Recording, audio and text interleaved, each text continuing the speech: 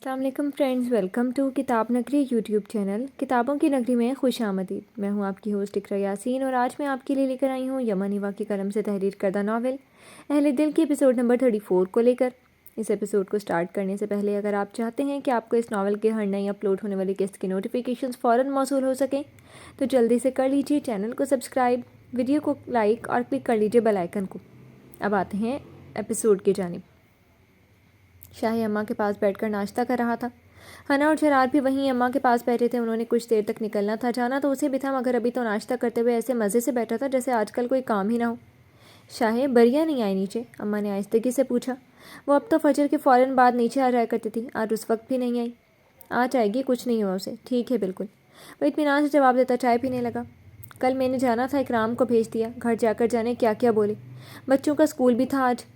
ندا پریشانی سے بول رہی تھی۔ شاہے نے کپ خالی کر کے ایک طرف رکھ دیا۔ میں چھوڑ آتا ہوں۔ کیا بولے گا وہ؟ بولنا تو مجھے ہے، جا کر تیاری کریں جا کر۔ وہ سنجیدگی سے بولتے ہوئے اٹھ کر سیڑھیاں چڑھتا اپنے کمرے میں پہنچا۔ بریا ابھی تک بیزار سے بستر پر پڑی تھی، آنکھیں بند کی جیسے اب ساری زندگی جاگنے کو ہی تیار نہیں تھی۔ اس کے پاس جا کر بیٹھتا اسے دیکھنے لگا۔ اٹھنا نہیں ہے کیا آج؟ ایک ہاتھ بیڈ پر اس کی دوسری جانب رکھ کر اس پر جھکتے ہوئے بولا تو وہ کروٹ بدلتی اپنا چہرہ چھپا گئی۔ تم اپنا مزاج بہتر کرو تو میں تمہاری پریشانی سمجھ سکوں۔ شاہین نے اس کے لمبے بکھرے بالوں کو سمیٹتے ہوئے اسے قدرے نرمی سے مخاطب کیا۔ تمہاری عنایتوں کی احسان مند رہوں گی، میری پریشانی سمجھنے کی کوشش نہ کرو، تمہیں تو ویسے بھی پریشان رہنے کی عادت ہے۔ وہ چہرہ چھپائے سرد لہجے میں بولی۔ شاہد پھر سے اس کے مزاج کی تبدیلی پر مسکرایا۔ طنز کیوں کر رہی ہو؟ خود ہی کہا تھا جیسے اماں چاہتی ہیں ویسا کروں، تکلیف کس بات کی ہے؟ وہ سر ترچھا کیا اس کا چہرہ دیکھنے لگا۔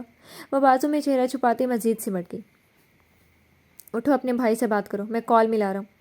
شاہین نے بازو کے اس کے اوپر سے ہٹا کر موبائل نکالا۔ کون سا بھائی؟ میرا کوئی رشتہ نہیں بچا اس دنیا میں، نہ مجھے اب کسی کا ترس چاہیے۔ اس کے جملے پر شاہد کے کال ملاتے ہاتھ تھم گئے۔ کیا مسئلہ ہے بتاؤ؟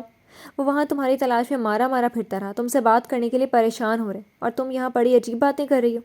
شاہد نے اسے زبردستی سیدھا کرتے ہوئے سوال کیا۔ وہ تپ گئی، اس کے بازو جھٹکتے خود سے دور کر کے اٹھ بیٹھی، بال بے ترتیبی سے پھیلائے وہ گردن موڑے بیٹھی تھی۔ تم مرد سارے ایک جیسے ہوتے ہو، ذلیل کرتے ہو پھر فکر مندی دکھا کر سمجھاتے ہو فرض پورا کر لیا۔ اس بھائی سے 2 دن کے لیے ملنے گئی تھی، ایک رات مشکل سے برداشت کی اور منہ سے کہہ دیا اب چلی جاؤ۔ اس کی آواز بھیگ گئی۔ اسے پریشانی سے دیکھتا شاہد اس بات پر شاکڈ ہوا۔ خود گھر سے نکال کر وہ ڈھونڈتا رہا، تو میں اس تلاش کا کیا کروں؟ ماتھے پر سجا لوں کیا یہ اعزاز؟ تم وہاں سے گھسیٹتے ہوئے یہاں لائے، سب میں ذلیل کیا اور اب نرمی جتا کر اچھے بن رہے ہو۔ میں ایسی فکروں کا کیا کروں؟ مجھے یہ ترس نہیں چاہیے۔ اسے سک کر بولتی بے دردی سے لب کاٹنے لگی۔ اپنے رونے پر ہی غصہ آ رہا تھا، ان آنسوؤں پر بھی جو ہر بار سامنے بیٹھے سنگ دل کے سامنے بہتے تھے۔ شاہد خاموشی سے اسے دیکھ رہا تھا۔ تم نے احسان کر دیا مجھے یہاں پناہ دے کر، میں اس کے بدلے وہ سب کروں گی جو چاہتے ہو، بس مجھ سے اب میرے کردار کی وضاحت مت مانگنا، باقی جو چاہو کر سکتے ہو۔ وہ بے دردی سے آنکھیں مسلتی آنسو صاف کر گئی۔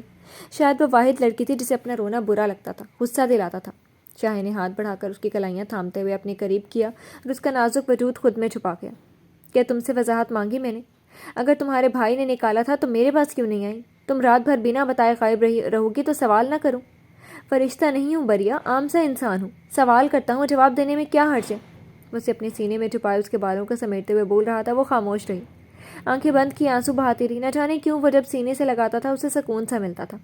میں نے اس روز تمہیں پورے گھر میں ڈھونڈا تھا، پورے محلے کی ہر گلی میں بھاگا تھا، سڑکیں تک چھانی، تمہاری دوست کے گھر بھی گیا۔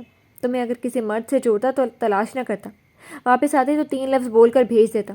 اگر میرا سوال کرنا تمہیں کردار کی وضاحت مانگنا لگتا ہے تو نہیں کروں گا سوال، اس کے لیے ضروری ہے کہ اپنی ہر بات مجھے بتاؤ۔ اس کا چہرہ سامنے کرتا اس کے آنسو صاف کرنے لگا۔ بریا اس کا چہرہ دیکھنے لگی۔ وہ خصیلا تھا، اکڑو تھا، مگر جب نرمی برتتا تھا تو دل دھڑکا دیتا تھا، مگر بریا کو اس پر اب بھی غصہ تھا۔ اس کی بے رحمی اسے یاد تھی، اسے یاد تھا اس نے سزا دی تھی، بھولنے والی نہیں تھی وہ۔ میں تم سے تمہارا ماضی نہیں پوچھوں گا، اب آئندہ کچھ ہو تو مجھے بتانا، خود کو اکیلا مت کرنا، میرے پاس آنا۔ اس نے آنسوؤں سے چپکتے بال اس کے چہرے سے ہٹا کر اس کے گیلے رخسار پر لب رکھے تو بریا اسے خود سے دور کرتی پیچھے ہو گئی۔ تمہارا مسئلہ یہی ہے کہ تم مجھ سے میرا ماضی نہیں پوچھتے، تم مجھے جاننے کی کوشش ہی نہیں کرتے۔ میں نے تم سے شادی کا کہا اور تم نے کر لی، یہاں لا کر احسان لگایا، میں نے کہا میں بری ہوں، مان گئی۔ میری بھابھی نے کہا میں بد کردار ہوں، وہ بھی مان گئی۔ اس رات میں گھر میں نہیں ملی تو مان لیا کہ گھر سے بھاگ گئی ہوں۔ تم مجھے نہیں جانتے، تم میرے اچھے مت بنو۔ وہ اسپاٹ لہجے سے بولی تو شاید سرد آ بھر کر کھڑا ہو گیا۔ اس کا تو پہلے سے یہی مانا تھا کہ لڑکیاں عجیب ہوتی ہیں، وہ کچھ بولیں گی نہیں اور چاہیں گی انہیں سمجھا جائے، وہ سچ نہیں بتائیں گی مگر چاہیں گی ان پر یقین کیا جائے۔ بریا سے مل کر اسے یقین ہو گیا کچھ لڑکیاں ایسی ہی ہوتی ہیں۔ तुम से आकर बात करता हूँ। निदा आपा को छोड़ने जा रहा हूँ अभी। उठकर फ्रेश हो जाओ और नीचे जाकर नाश्ता करो, अम्मा पूछ रही हैं तुम्हारा। वह ड्रेसिंग मिरर के सामने खड़ा होता परफ्यूम उठाने लगा। कुर्ते पर सीने की जगह पर आंसुओं के निशान देकर वहाँ होले से हाथ रखा और पलट कर बरिया को देखा। वो वैसे ही जमी हुई बैठी थी, उसके कहने पर भी नहीं हिली। शाह ने परफ्यूम स्प्रे किया, बाल ब्रश करके हैंड वॉश पहनी और पलट कर बरिया के पास पड़ा मोबाइल उठाने के लिए झुका तो वह खिसक कर दूर हो गई। तुमने रात मुझसे कहा था जो कहूँगा करोगी, अपनी बातों से बहुत जल्द मुकर जाती हो।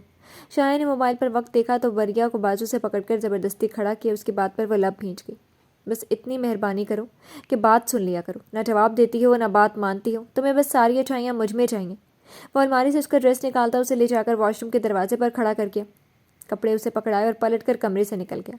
बरिया खामोशी से बाथरूम में बंद हो गई। उसने शिकवा करने पर भी उसकी बात नहीं सुनी। वो उसे कभी नहीं समझ सकेगा, वो कभी उसकी तकलीफ़ का अंदाज़ा नहीं करेगा। वह शॉवर के नीचे खड़ी नाराज़गी से रोती जा रही थी। हना किचन में सालन के बनाने की तैयारी कर रही थी जब तबीयत अजीब सी होने लगी। गोश्त की स्मेल से उबकाई आने लगी। वो चूल्हा बंद करती रूहान सी होगी। लंच में कुछ ज़्यादा स्पाइसी नूडल्स खा लिए थे, अब दिल ख़राब होने लगा। आज पहली बार सालन बनाना ट्राई कर रही थी और यह हाल था। परेशान से कमरे में जाकर बैठ गई। सर बुरी तरह चकरा रहा था। मुलाजमा से ठंडा जूस मंगवाकर पिया, शायद उसे गर्मी लग गई। चरार की फिक्र होने लगी, वो क्या सोचेगा। वहीं बिस्तर पर नीम तराज हुई तो आंख लग गई। चरार आया तो वो अच्छी खासी तबीयत ख़राब किए पड़ी थी। वो तो बुरी तरह घबरा गया। क्या हुआ ना, तुम्हें तो टेम्परेचर हो रहा है। उसने चेक करते हुए फिक्रमंदी से पूछा। आई एम सॉरी, मैंने आज कोशिश की थी बट मेरी तबीयत ख़राब होने लग गई। मैं किचन में भी गई थी खाना बनाने। वो नींबू आंखें लिए नकाहत से बोला। इट्स ओके, रिलैक्स रहो, तुम्हें तो बहुत टेम्परेचर हो रहा है। वो उसके रुखसार पर हाथ रखे बोल रहा था। हना निढाल सी पड़ी रही। वो उठा और चेंज करके हना को उठाकर बिठा दिया।